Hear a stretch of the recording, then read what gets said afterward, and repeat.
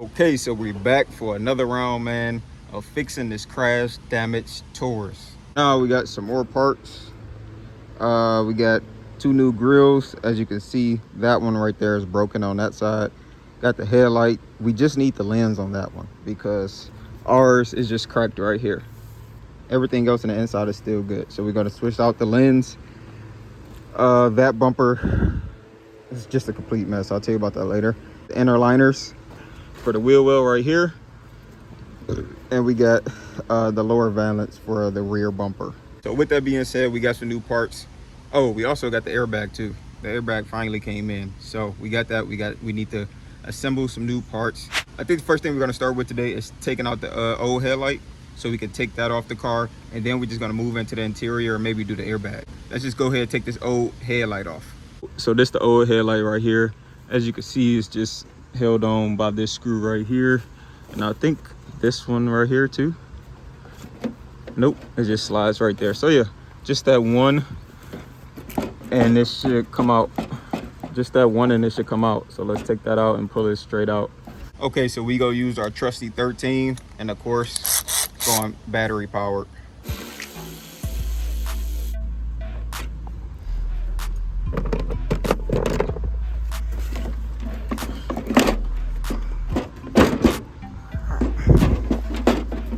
Okay, so once you pull the headlight out, you actually want to adjust it and turn it so that way you can get a good handle on the connector. So you just want to squeeze the tabs and pull up on it so that way you can pull off the connector. So you got 3 of them. We already did one. Here's the second one right here.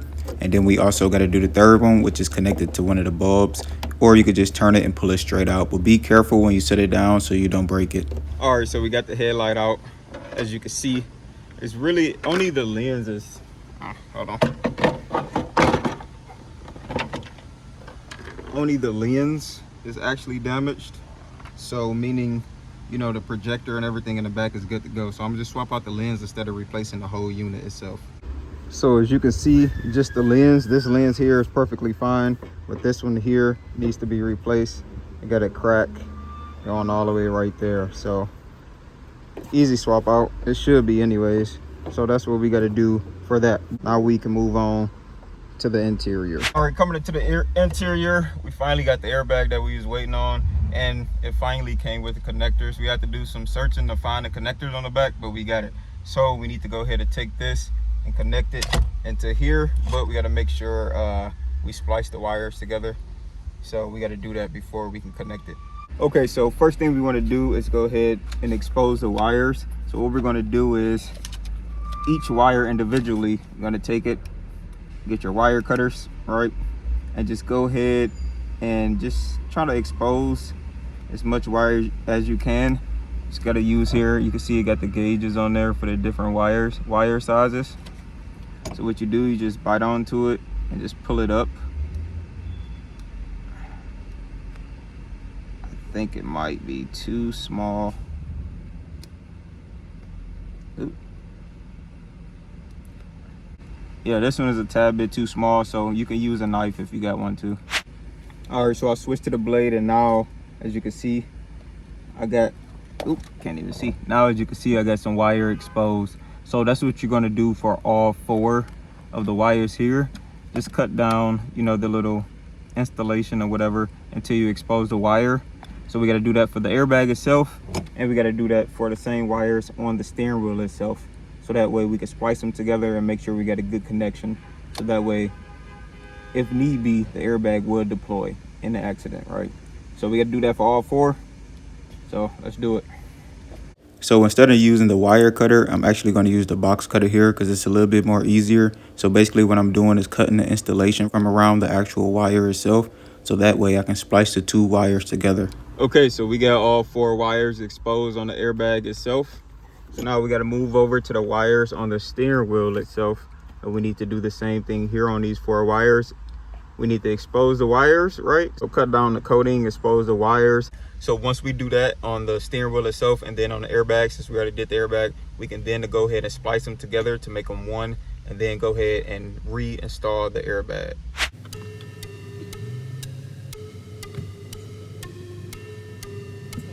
Okay, so we good to go. We got all 4 wires exposed, just like we got it over here. So now what we need to do is just go ahead and start the repair. So the next step is this right here. All right.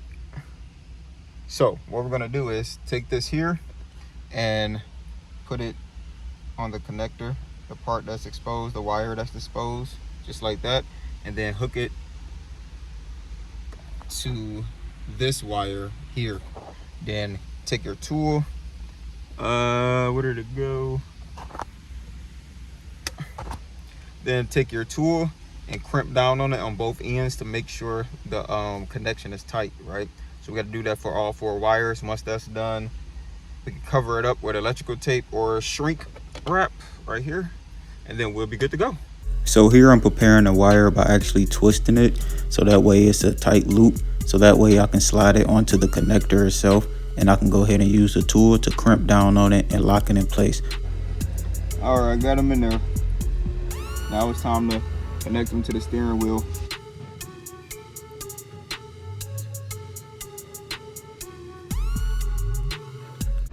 Okay, so all of them is done, as you can see. Now the next step is to shrink this material down. So this one right here is shrinkable, so all you got to do is get a lighter and you know, just run it over the material, and it shrinks down onto the wire so it can look like a cleaner fix. So at this step, we're basically heating up the plastic to create a vacuum seal around the connection we just made, so that way we can keep moisture out of it and also keep it secure. Just like that, it's good. So now we just got to do the other ones right here. Try to spread them out a little bit.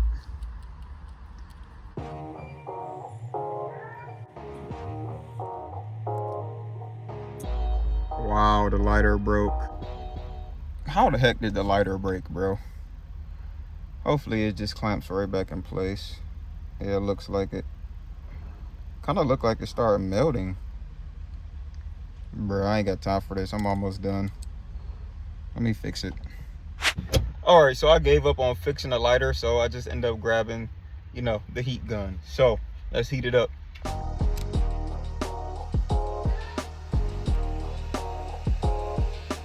So basically they're good to go. They all secure at the bottom and at the top, so we're good to go on that end. Now let's just wrap it up with electrical tape right there, and we should be good.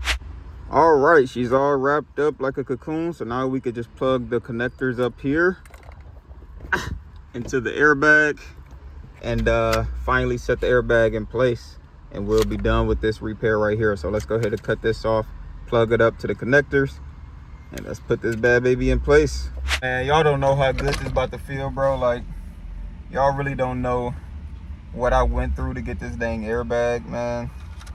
I was so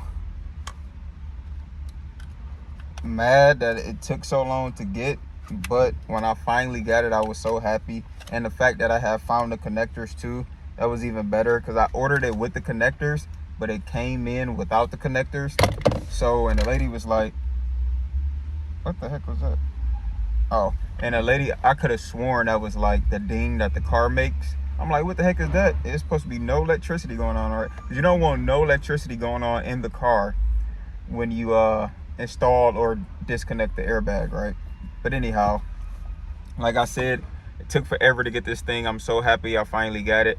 Took forever to get the connectors. Finally, I'm so happy I finally got it. So now it's super just bittersweet putting this thing in and getting it done, bro. It's about to feel so good accomplishing this one little small piece.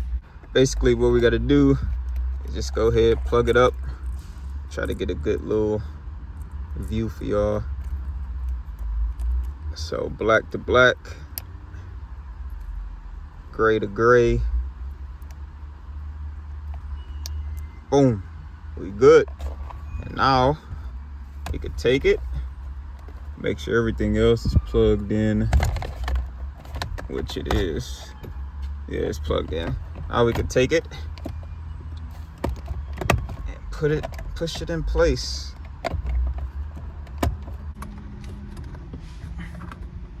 That side's in. This side's not. Like, it's in, but it's not all the way in. Like, this side is super flush, but now this side, it's not like all the way in. It's in, but it's not all the way in like this side.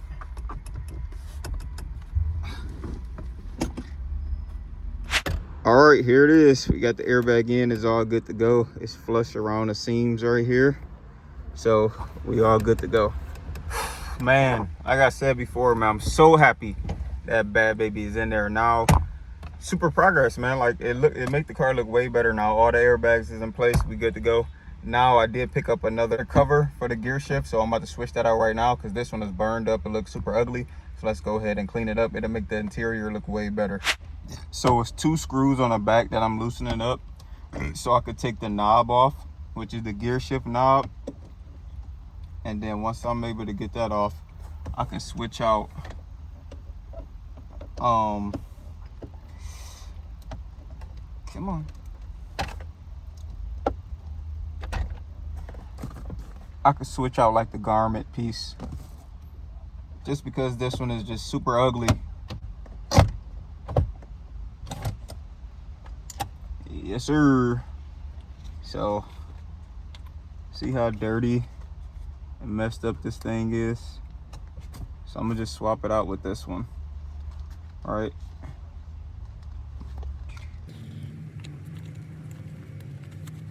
boom.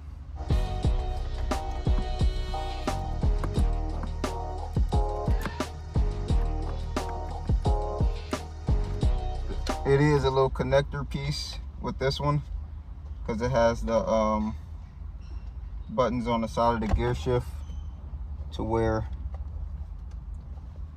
you can select your gear, manual select.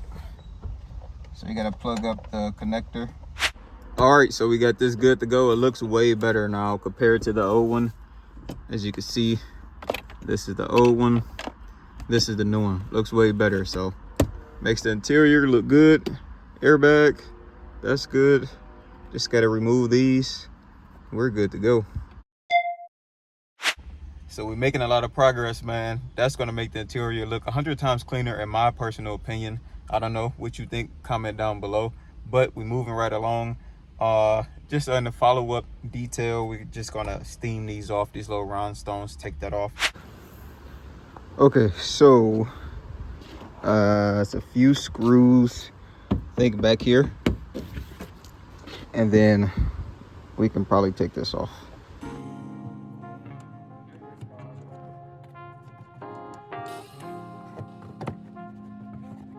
So it's actually that screw right there that needs to come out. I think it's holding on the back of the bumper.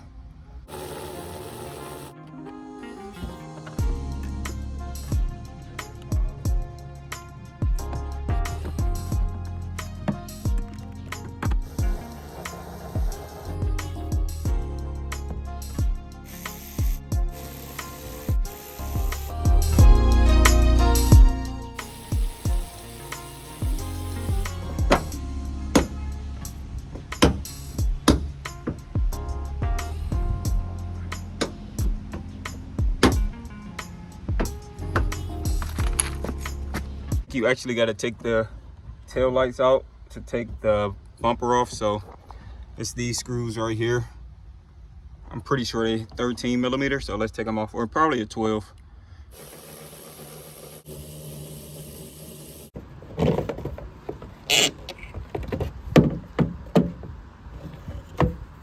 It's just a little connector here, so once I do that, then I got to do this side over here, or pretty much I got to take it off, because you see this piece is going inside the bumper, well, inside the car actually.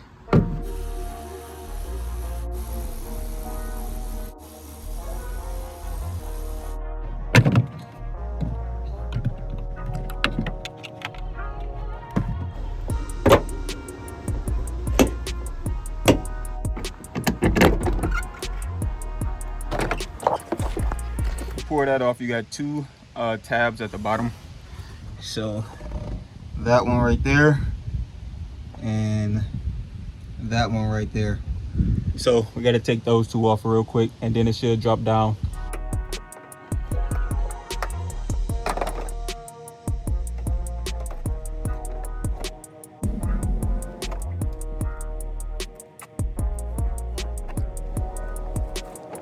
Bro, I'm not gonna lie, like certain stuff, simple stuff, be like super difficult for no reason.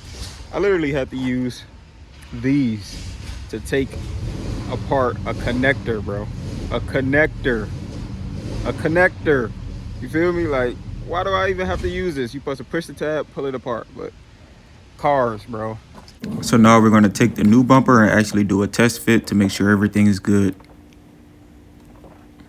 Okay, so we got it lined up. I actually think it might just work. So got it lined up there. You see this is not pushed in all the way, so don't worry about the gap, but I think it's gonna work. So with the lid closed, I don't feel like climbing all the way back in here, but you get the picture.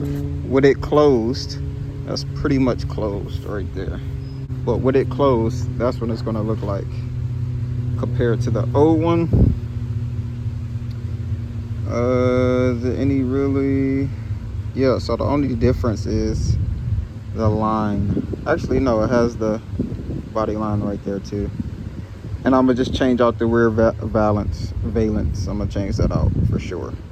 But I think the bumper part itself is good to go.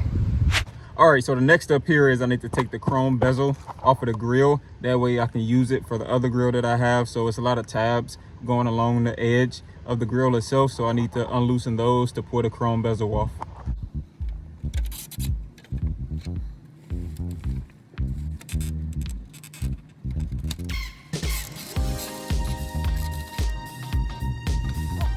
Okay, so I thought it was just these over here. It's actually all of these too, man. Like, it's a lot of freaking it's a lot of clips, man. So it's gonna take a minute to do this but we're gonna get it done. And 2 screws are here.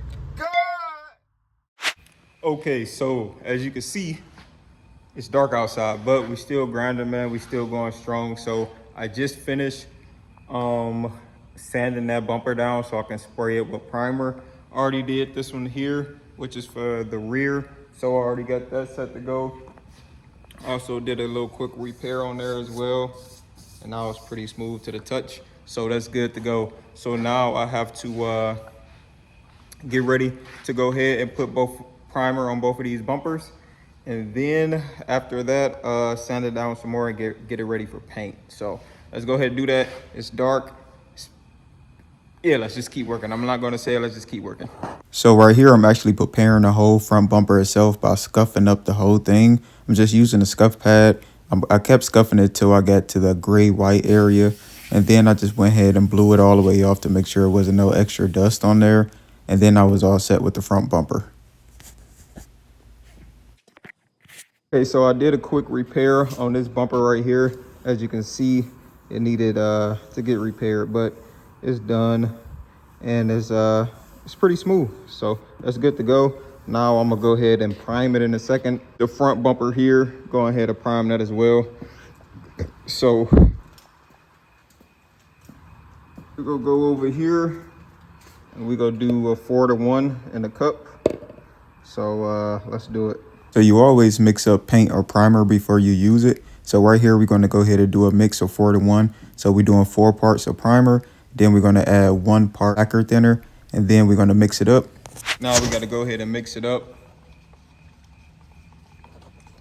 Quick 4-to-1 real quick. And it should just spray on real good, real easy. Like I say, just spray the bumpers front and back and try to get this thing done. So after you mix it up real good, you get ready to pour it into your spray gun. So put the spray gun down and go ahead and pour it in. You don't have to pour all of it. You can just leave it halfway. So that's what I usually do. And then you all set with that, but make sure you put the lid on. Always make sure there's a hole up top. So we need to unclog this. Right here, I just took a flathead screwdriver, poked a hole in it on the back side so that way we can have a bleeder valve. Put it on top, and then we're all good. We can get ready to spray this thing. So now we connected to the air hose and we all set to go. So before you spray, you always do a test spray. So that's what I'm doing right here on this bottom piece of cardboard. So once I got the spray pattern that I like, I'm gonna go ahead and start spraying the bumper. So right here for the primer, we basically just go ahead and do an overcoat on the whole bumper itself. So that way, this is going to be the layer between the bumper and the actual paint of the car. So we got a good coverage of the whole thing on every angle, so make sure you take your time. We're going to do more than one coat, so it's no rush.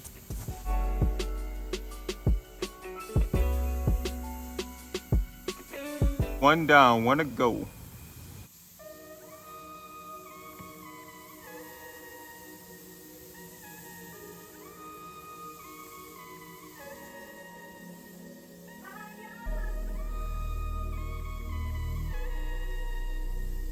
All right, so we got the first coat of primer on both bumpers. So the front bumper, rear bumper, front bumper. So I'm gonna let that sit for like a few seconds.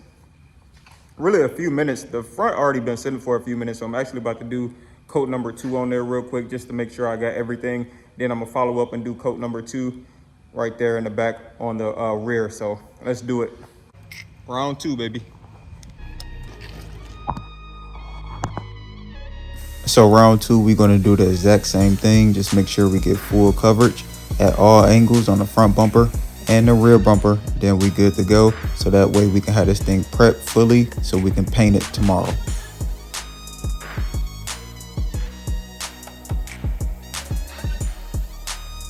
You already know we on to the next one.